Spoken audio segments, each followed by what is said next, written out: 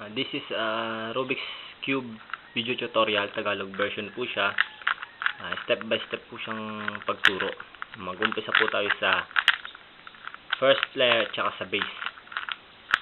This is a part 1 po, part 1 of the video. Ipakilala ko po muna yung parte ng Rubik's Cube. Meron po siyang tatlong parts. Ang una, center. Center, isang kulay lang po. Siya po yung nasa gitna at wala po siya, hindi po siya naaalis sa pwesto. Pangalawa naman po ay yung edge. 2 colors. Yan po. Like example, white, green, blue, white. Yan po yung edge. May 4 po na edge. At yung pang last po ay yung corners. 3 colors. Ito po. Siya yung pinakagilid. Yung bawa po nito yung blue, red, yellow. Mga ganun po. Blue, yellow, orange. At 4 din po ang corners. Isang center, 4 na edge, at saka 4 din na corners. Sa pagbuo po ng base at first layer, mag-umpisa tayo sa paghanap ng isang center. Katulad po ng sa akin, ang inuuna ko pong hinahanap ay yung kulay white. Ito po, white center. Siya po yung magiging basihan ko sa pagbuo ng base. Siya po yung laging yung ginagawa kong unang hinahanap. Kung gusto niyo po para makasunod kayo, white na lang din po yung gamitin yung center na gagamitin niyo. At yung center po na pipiliin natin na yon, gagawin natin siyang base. At dahil sa salitang base, yung base po nasa taas. Dito po nakaangat, 'di ba? Dito yung base natin, pag ganun. Doon po siya paangat pataas, pupunta sa langit po siya nakaharap. At kung mapapansin natin, hindi. Ganito. Sa paggawa natin ng base, kailangan nating unahin ay yung cross move. So, gagawa tayo ng cross. Ito. Ibig sabihin, yung 4 na edge, hahanapin natin. Kasi, dahil sa puti yung center natin, so kailangan yung edge na ilalagay natin dito is yung may white din, di ba? Kasi, center natin ay white. So, para parehas lahat, white din yung mga edges na may white colors din yung hanapin natin. Halimbawa po nito ay yung itong white. Tatandaan nyo po pala, itong base center base na kulay, nasa taas lagi, papunta po doon, yan. Kahit maghahanap tayo, pag makahanap na tayo, babalik lang ulit natin sa center base, papunta sa taas, nakaharap. Halimbawa po itong white, red. Ito po. White, red. Itong white, dahil white naman siya dito, sa edge na to may white siya. So, itong white na color na to, itatapat natin sa center base dito. So, iaangat ko siya, yan. Nakatapat na siya, di ba? White, white. Yung center base, yung may white, red yon. At dahil sa red yung red yung kasama niyang kulay sa edge. So yung red na ito, itatapat din natin sa center ng pula. So ito, ikutin natin tong taas, tong base natin. Itatapat natin siya diyan, oh. Red, red. White, white. So hahanapin naman natin, oh. Para masundan natin kasi, mas maganda kasi kapag pinagtapat niyo center by center. Tulad ng center by center, center by center.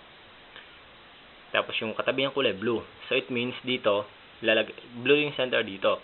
So it means na dito blue at saka white yung edge na hanapin natin. Hanapin natin yung blue white. Ito po siya, di ba?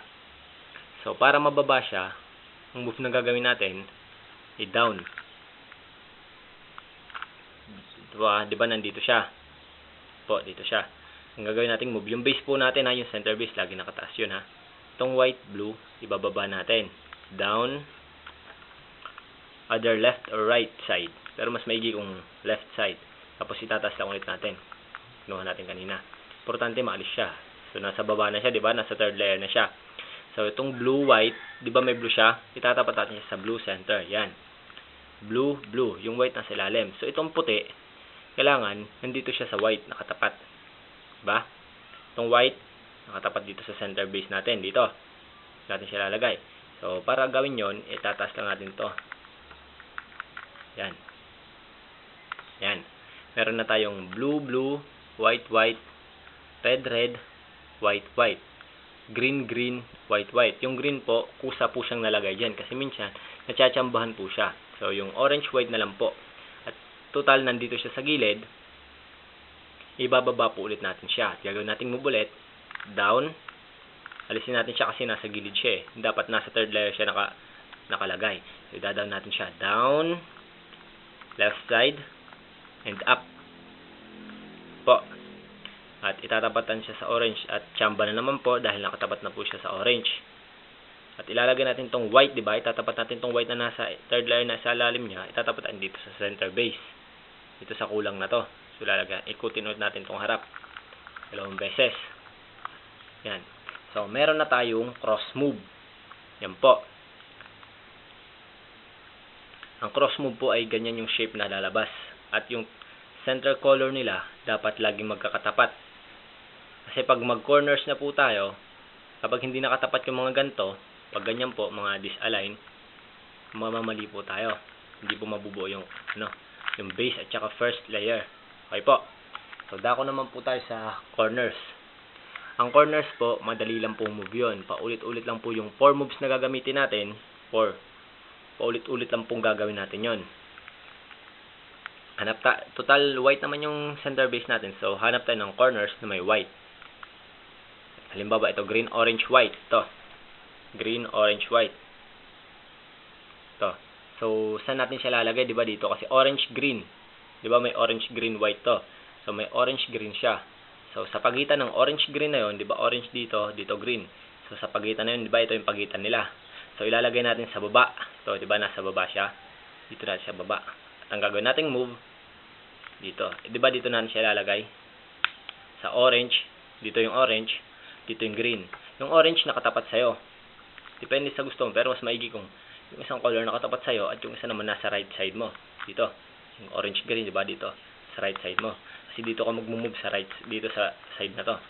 So, nasa ilalim siya, diba? Sa pagitan ng orange tsaka green. Dito. Pagitan siya sa pagitan.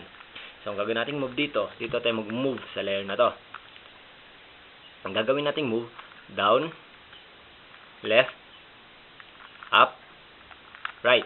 Ayan po. O, chamba po siya kasi isang move lang po ng right, ay down, left, right, up. Ay down, left, up, right. Dahil sa isang move lang na ganun, nilagay na po natin siya. Minsan kasi 4 na beses tayo mag down, left, up, right. 4 na beses, 3, yun po na chamba, no? Ito po, red, green, white. So, meron siyang kulay na red at saka green. Ito ang red, ito ang green. So, yung isang kulay nakatapat sa'yo, halimbawa yung green. Tapos, yung isang kulay dapat nasa right side mo. At yung corners na ilalagay natin, nasa pagitan ng red at saka green. Sa ilalim siya, no? Sa ilalim, diba? Red, green. Nasa pagitan siya nito. So, dito ulit tayo sa right side.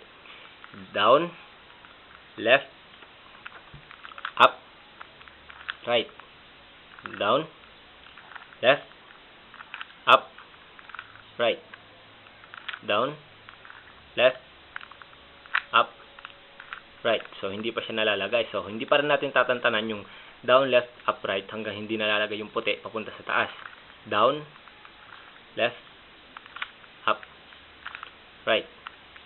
Down, left, up, right. So, ayan po. Nalagay na po ulit natin siya. Po. Kung mapapansin nyo po, hindi nagugulo yung mga kulay dito, di ba? Po, yung dalawang magkatapat, hindi po dapat siya magulo.